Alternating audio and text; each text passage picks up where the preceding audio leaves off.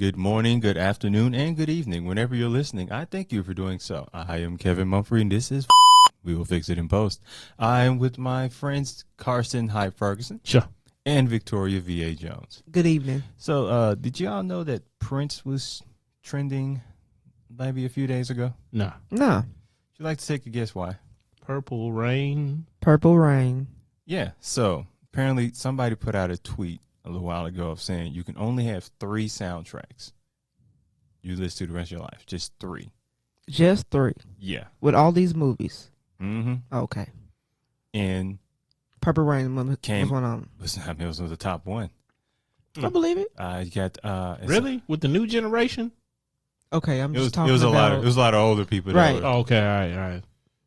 But I mean, obviously, when you think of like movie and soundtrack, it's kind of like that main one since the it was released in '84, and it was like on Billboard Billboard Top 200 for 6 consecutive months, It was there for a minute. and got Prince an Academy Award for Best Original Score. Hmm. Best. Best. Yeah. What did I say? We're not gonna repeat it. Yeah. It's not October. Right.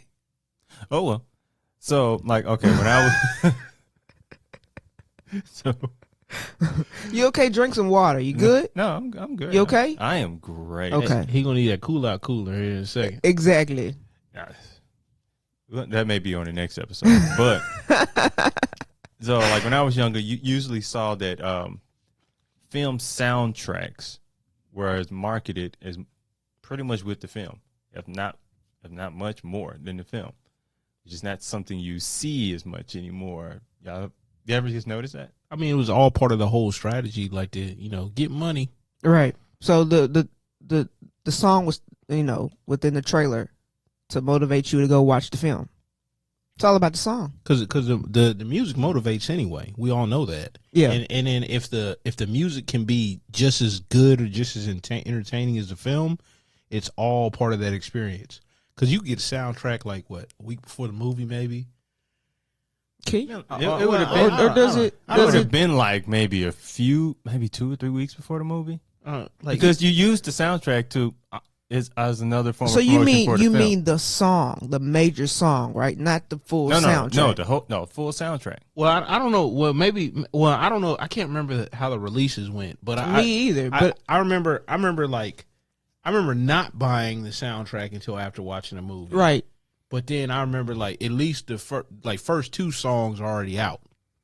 Yeah, because you have that one song with the trailer, and then you have another song Yeah. that just comes out because of whoever the artist is. They put the song out before the movie comes out.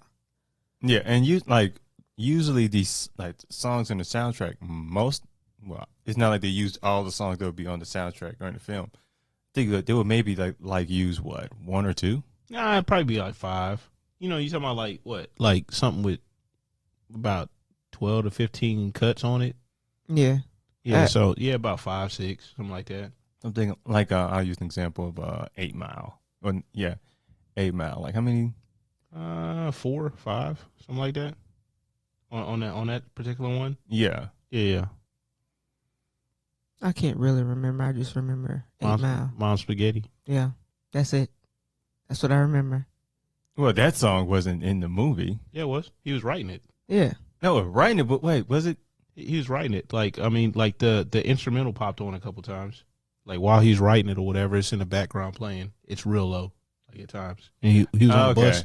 He was on that bus trying to write. I think he did that with 2 songs that was on the soundtrack. I can't remember the other one. It's a lesser notable, but I just don't remember the name of it currently. So it's 2 or 3. But I'm trying to think of do y'all have a favorite movie soundtrack you all can think of? The most memorable one is the first Bad Boys soundtrack to me, because I remember it was a big deal. It was a really big deal. I don't know. For me, it's. I know the movie sucked, but the soundtrack was awesome. Elektra. So although it had Evanescence on there, it had some other people on there, a lot of rock. It's better than Catwoman. The soundtrack? No, the movie. The movie? The movie. I don't know, because I like Halle Berry. I don't care if I like somebody if it's not good. You know, I mean, I like Halle Berry, but you know, I would like a better depiction of Storm. It's funny that you bring up Halle Berry because you know, like her project is currently out. She's promoting the soundtrack also with her film. I mean, she's doing a different twist on like she's like EPing the soundtrack. Okay, good for her. But I know she's got like is an all woman hip hop soundtrack. Okay, all right. And I don't know if y'all saw the film, but Oh, I saw it. No, I haven't. I saw it. Haven't. like it. Yes. Yes. Why were you hesitant? I like it. No, I like the film. Okay, I like the film. Some parts of the film, I was like, why? Was my take on it. But in all, it was a good film. Now, those parts you're talking about, is that kind of like your director hat being popped on? It was more of the storytelling had popped on. Mm. Why was this in there? What was the reason for this? So, that was the storytelling. The director wise, she done a good job. Like, it's a good film, directing wise. Like, I liked it. She did her thing. So okay, so what other like movie soundtracks that kind of comes to mind? Sunset Park. Titanic. Yeah, I think that one won some like Grammys, didn't it? It did. And then Beyond the Lights. Space Jam. Space Jam. The first one. Oh, yeah. No, yeah, okay. Come on, come on, You said the first one. You said the first one. Come on now. Everybody know the first Space Jam soundtrack. Come on, No, my apologies. I was assuming you meant the second one. That no, I ain't talking about that. Like so like that spurred like actual hip hop beef. Wait, what? Yeah. Between what? LL and Cannabis. Oh my goodness. Remember that 5, 4, 3, 2, 1? That was on the Space Jam soundtrack. Okay, It was on there? Yeah. I know it was on L's album. It was on the soundtrack. It was the third single off of that joint. I don't know why you would put that on the Space Jam soundtrack though. It was the 90s, man. It was a different time. Yeah, everything in the 90s was kind of. You just can get away with that kind of stuff in the 90s. And it's LL. Of course you're going to put that on there. You know, like as far as like kind of underrated soundtracks, the Fight Club soundtrack was really underrated because it was good music. Yeah, but it's just like, you know, like people weren't. I don't know. Just you think the movie kind of like overshadowed it? Maybe, but maybe at the end they didn't market it like that because it was a little bit different because it was a huge critique on consumerism. So you know, like maybe you don't want to have a huge critique on consumerism and then start pumping out a bunch of like, you know, consumer materials buy for this you to tape. buy. right. But then again, like years later, I it wasn't through the movie, but you know the emergency cards or whatever that they printed out or whatever and put in the planes or whatever. Yeah. So it's like shows a plane on fire or whatever, and everybody's like, yeah. Like I mean, you can buy that. You can still buy that to this day. Not through the movie, but right. Like other people printed all that stuff out. All right. So what do you think about like how these soundtracks kind of add to the film experience? It makes the film. If you're looking at a trailer, right? Yeah. And you, depending on if you're gonna go see that film, the soundtrack matters. If it's for family. Oh no. So okay. Like because you know there'll be certain I'm letting that go. There'll be certain like trailers that they'll just put like dramatic. They may not put music from the soundtrack. It'll just be say dramatic music. That dramatic just movie music. Yeah, I guess, but you know, it'll be that song that you'll hear. And then you'll go and see it, and of course they're gonna put that song back in there. I think it was. I can't remember if it was the first or the second Fast and Furious. Like Murder Inc. did the soundtrack, and that's when Ja Rule was at the I tippy can't count. top. I don't know. Like, it's so he was at the tippy top, and I remember you heard take that, a number. We're just gonna say it's that one. You heard like that song like everywhere. And it was like, as soon as you heard that little violin or whatever, and I was like, man, like I've heard this a lot. I'm trying to think which one, but my head hurts thinking about it. You can't. You can't. There's too many of them. I'm just gonna. These people were in space, Kevin, in one of these. Man, I was sitting in the movie theater like they really did this. They legit put these dudes in space. So why don't they just make another movie where they can go to space if that's what they really want? Nah. We ain't doing that. We don't. That's just too much. We putting automobiles in space. You got to put the family in space. You got to put members of the family in space. Just the Jetsons. No, not the Jetsons. The Torettos. It's terrible. Speaking of soundtracks, let's rewind back. All right, Transformers. Okay. 1989 Transformers. 1989. You going back? I mean, that was the movie. Remember? Like, nothing's gonna. It was all that 80s hairband stuff, and then like Optimus Prime, you got the touch, and he like transformed. He's like blowing people away. And at the end of that, they shot him. And I'm like, yo, like what just happened? I was like, yo, they're killing Optimus, and then they introduce another character. I'm like, yo, he ain't Optimus. Because they shot him. Right. They shot him. He ain't Optimus, man. I don't like Hot Rod. So most 80s music, the older I get, the sound of a lot of 80s music just kind of, I don't know, it just didn't sit well with my ears. It does it for me. It does my go-to karaoke songs too. Like Pat Benatar, holding out for a hero. Really? Like Short Circuit. Oh you my remember God. that? At the very end, whatever. He's like, you said that's your karaoke go-to song. Yeah. Okay. Yeah. Okay. You put that ball cap on, whatever, real low. You know what I'm saying? Man, I was done when you said karaoke. I don't even. I was like, yo, people looking at you and be like, oh. You know, we've never been to him with been to karaoke with him. There's a reason for that. I want to go now because I want to see him perform this song. I mean, what's with up? the cape on? With the cape on. I ain't putting that cape on for karaoke. You should. If you're gonna do it, It's gonna do it. It's gonna destroy the whole thing anyway. Where I dress like extra urban, and then I start doing some 80s hair band joint. Extra urban. And then they're like, yo, I didn't expect that. Extra urban. Extra urban. I've never heard that phrase before. Get a double cheeseburger with a side of extra urban. Extra side of urban. You need some hot sauce and some barbecue sauce. No. What's up?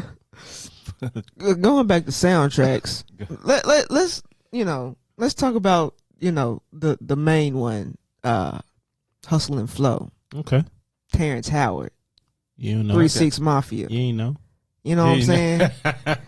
You know what I'm saying? They just had a verses and they brought out Terrence Howard. Yeah. For that song. And he didn't look like he remembered too much. He remembered until he got on that stage. Yeah. Oh no, that's the lyric right there. Okay, I got it. He held the microphone right though.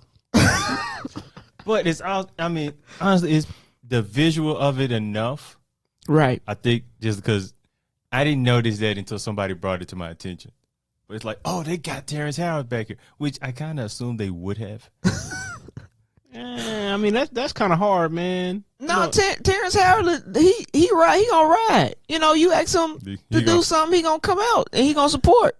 Not Iron Man 2. And that's a different situation. That's a different situation. Well, he wanted too much money. Don Cheadle was like, I'll do it. I'll do it. Well, look, this that wasn't done in Memphis. Maybe if they had negotiated in Memphis, maybe he'd have come down off that. The thing that I did not like about Hustle and Flow, the one thing was he used the word "main" way too much. Like he overdid it. He said, hey, skinny pimp, man. Tell me this fell out your pocket, man. I've heard that, and I mean, to me, it sounded like somebody trying to sound like a Memphian when he says "man," so it felt forced a bit. But I've heard people say "man" as much as much as Terrence Howard said in that movie. I haven't. Now, somebody has said I've done it before, but I was like, I don't think so. Like, not as many times as that, I think though. that's what it, but you know what? After that movie is kind of when I stopped saying it. Like, I don't say it as much. Like, I said it a lot more before I saw that movie. Like, yeah, we do use that word a lot. Hey, if you leave your drink around me, your drink will get drunk up. Bars. You gonna put a main after that? No, that's DJ Paul. I'm just saying. DJ Paul is a dog, one you do not trust. Come on. Come on. I thought you knew this. I heard no mains in those statements. So He didn't say main in that song. Paul ain't here. Right. So. He didn't say main in that song. I'm just telling you. Those are bars. Bars. The bar's unfinished until you throw a main in it. Bars. Right. You gotta throw a main in it. But I mean, even that. Like, did this soundtrack win it? I mean, the song obviously song won an did. Oscar. I don't know if the soundtrack. The soundtrack was It was what I can nominated. remember. They were Grammy nominated, I think, for the soundtrack too, right? For the whole soundtrack. The song, soundtrack, and then something else. I think they won 2. I don't know if they won soundtrack, but I think they won I think they won 2. Because you know that was the biggest thing. It was like Grammy nominated 3 6 Mafia, and I was like, I never thought in my life that would ever proceed. Not even nobody. Grammy, Oscar. Okay, Oscar, no, like none. Oscar award winners. 3 6 Mafia. Oh Like, my god! And I'm like, oh my goodness. And you know what's crazy? I don't really remember any Oscar, but I remember that one because I'm like, they're not beating Dolly Parton. Hell no. Right. Like nobody thought. I'm trying to tell you, nobody thought that they would get it. Like literally, I heard all of Memphis go, "What the fuck?" Like everyone was like, "Oh my god, he won!" They really did it. But what I loved about it is they was like legit happy. They were they were excited themselves because they didn't think that they were going to win. Nobody on earth thought they were going to win. No one. And then when they got up there and did that little speech, I was like, "Oh, this is truly awful." There's somebody that didn't practice the speech because they didn't think they were gonna win. They were like, "Ain't no way they gonna get this to us." They were like, "We're not gonna win anyway, so just they let us go party, have a good time, network, and chill." Right. Trust me, when they said it, I was like, did I just think those words in my head? There's no I think I sat there and paused. So I'm like, okay, no, I heard it, but why are they getting up? Like no one's looking weird. No, they legit won this. Memphis about to go insane. It was a good day. It was a good day for us as a Memphian. You know what I'm saying? So it I just never thought. I don't know who was on the panel that year for Oscars. Shout out to y'all, whoever y'all are. Hey, they really like that. They probably really like that film, and the music probably added to it. So. And the music, because the vibe of that music, right? It kind of captured the vibe of what they wanted to have with that film. Very much so. Very much so. It was gritty. I mean, even because none but Memphis is mostly on there. It was gritty. Had that aggressive vibe to it. What? Hold on. Before when you said aggressive, whatever, you know, what you just remind me of part of the movie where I-20 stole off on Terrence Howard. I was like, that was some weak stuff right there. That's where your mind went to. That's where your mind went. Weak. I was like, he waited for that man to be in handcuffs, and he stole off on him. Hey, you get your money when the money's coming. Like, It's terrible. Hey, your guard was down. Got to get the money. Got to get the money. But make sure you hold it down, okay? Old Skinny got stomped out. That's where I thought he was going with it. But he went to that. You went to that. It's okay. Yeah, I'm saying though. Your mind goes to just weird places, man. Hey, that's why you got me here. You're right. You're absolutely right on that. Now, I was thinking and maybe this has happened, I just never really paid attention to it, with like, you don't really hear much about like indie films just having a soundtrack with it. Right. So you have like, you got the independent filmmakers, and you got independent artists, and they just almost like just do a project together. I don't think that's ever happened. Has it? But I mean, especially when you're talking about Hustle and Flow, though, it's a different type of movie. Kind of different type of audience, and it's like a hip hop based thing. So why wouldn't you take advantage? Well, that's just like Beyond the Lights too, with that soundtrack. I mean, of course they had, Beyonce had a track in the film that they used one of her tracks in the film, but a lot of those artists were like up and coming artists though. As far as Rita Ora, even that one LeBron James like documentary or whatever, he had the soundtrack. Yeah, he had Drake on that joint. Drake, Lil Wayne, yeah, like a spring Eminem, like a spring ankle. I ain't nothing to play with. Anyway, so that would be completely far off from indie, as I'm thinking. So we need more cameras in here, man.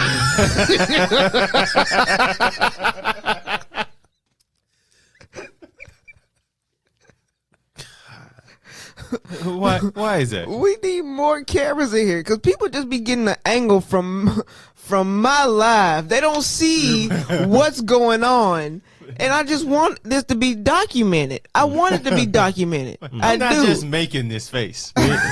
We ain't playing just to be making it. Break the law. We ain't playing. There are reasonings for this. But now I was thinking like, let's say it's a Nashville film. Independent filmmaker from Nashville to get up and coming actors are in Nashville. Then you just have a soundtrack, Nashville artists, just local up and coming artists. It makes sense. Yeah, I felt like that would be something that would have happened. Right. No, it should be an easy thing to do. I mean, the part is time consuming, and a lot of people don't want to add that effort. But it's another revenue stream, right? Another cross marketing kind of thing, and that's the way I was thinking about it. And it's different. It's different because how many people are doing it on an indie level, but those artists want attention. They want attention. They and you're solving the attention problem for them. So I'm like, why wouldn't you do more like that? And you could do a whole rollout too. Yeah, that's what I was thinking. Almost like a. I mean, it makes sense. It makes a lot of sense to do it that way. You can have a concert and viewing party. Then you've got multiple artists that are promoting, like, I'm on this soundtrack. They're talking about it. Then you're promoting the film, and it just be like a whole city thing. Right. Hey, once we get off, I'm gonna tell y'all a possible opportunity then too. So just keep that in mind. A little hush hush, wink wink, if you know what I mean. That sounds like a money under the table type of deal. Where the cameras at? No. This a money over the table thing. Where the cameras at? Over the table. Over the table. That sounds legal.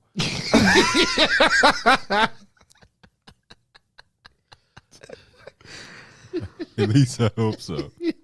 But I was thinking like soundtracks that I like, and ironically they're all like R&B based, like Wait and Exhale soundtrack. Oh, I forgot about that one. Favorite Love Jones. That one. Oh yeah, I think I played that. I probably listened to that soundtrack more than I've watched the movie. Wait, hold on. Wait and Exhale. That had that Brandy joint on there, right? Yeah. Sitting up in the room. Yeah, that was like a breakout joint. And I was like, dang man, sitting up in my room. I was like, oh my god. I was like, yo man. Oh, and The Preacher's Wife. Yeah, that was good. Ooh. That was good. That was a good one. The Wood. Yes, The Wood. Wait, who? I don't remember that one as much. It was who like was on that one? It was like the four, friends. So like Omar Epps. Oh no, I'm talking about who's on the soundtrack. Right. Best Man, not Best Man. What's the other? So Best Man had the song with damn, what's the name of that song? Where all the male R&B singers, Genuine was on it. Was that one with Cisco was on that joint too? Cisco was not on that one. So what was? I'm looking at the Wood soundtrack, and I'm with you until I saw R. Kelly. So okay, go back. What is the name of that song? What soundtrack? Best Man. Where they got all them singers on there? Right. What's the name of that song? Best Man I Can Be. That's the name of the song? That was.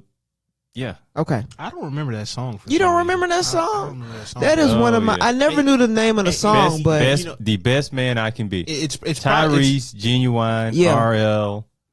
It's probably because I never saw the video. Case is Case on Case there. on it, man. They got all. That is one of my favorite. Oh, you said Case, Nutty Professor. Okay. No, yes, yeah, that was a good one. That Touch Me Tease Me was on that joint. I think that was the first one. With Foxy Brown. Yeah. Yeah. Yeah, that was a dope soundtrack. That the Def Jam soundtrack. Oh wait, God, the not Nutty Professor, but the one with Bill Bellamy on there. Oh, How to Be a Player. Yeah, that was a good soundtrack too. That was yeah. I mean, like most of that stuff was like, hey, we gotta make all this good stuff, Right. and it was another way to capture revenue on the other side. Yeah. And then like it spurned like a whole bunch of stuff too, and then I wouldn't say it's necessarily soundtrack, but like Michael Jackson stuff.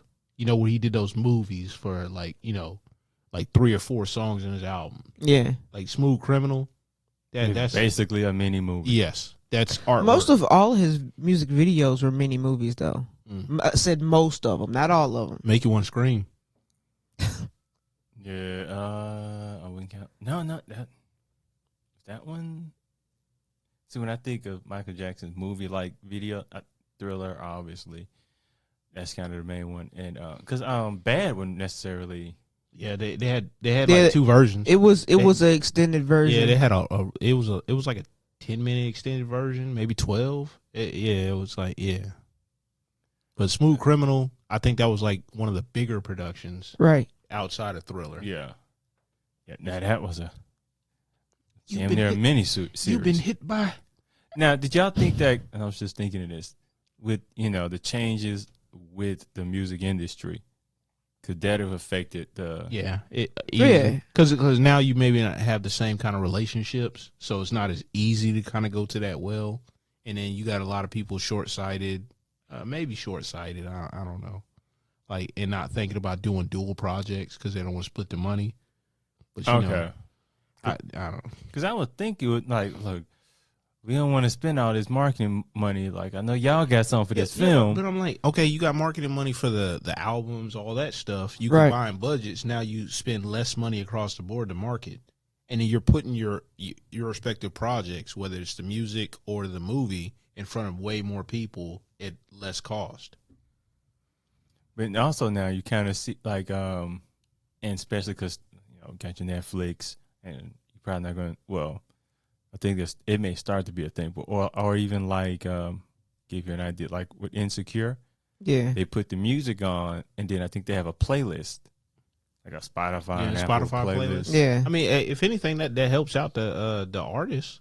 I mean, that's just a new way of doing it. That's all that is. Yeah. Don't Grey's Anatomy do that as well? Yeah, because they're known for picking right. So I didn't know they have a playlist, because. Even back in whatever season we're in, but back in the not the double-digit seasons, at the end of the episode, single. You know what I'm saying? They'll put up the artists that are featured in that episode. I mean, and all you have to do, honestly, is just like you make it a digital download, give them a coupon code or something like that to go wherever. Yeah, you know what I'm saying? That QVR code. If you buy the film or whatever, you get the soundtrack and you package together, right? And then you got a coupon code to go to this site to download the music. Because really, how I figured out about new artists is by, watching television or watching Grey's Anatomy, hearing a song that I liked, and trying to go look up that artist.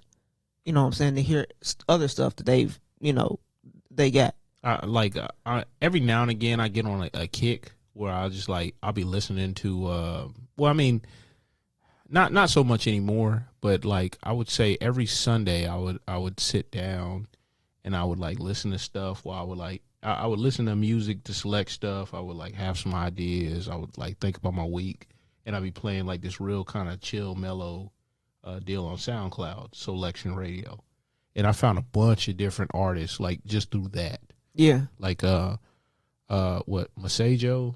Masego. You looking at me like I know what you talking Masego. about. I know who you talking he's about. He's a dude who plays like the saxophone. I know who you talking because Drake used his. Yeah, and he sings too. Yeah, He's very talented. He's good. Very talented. I first saw him there.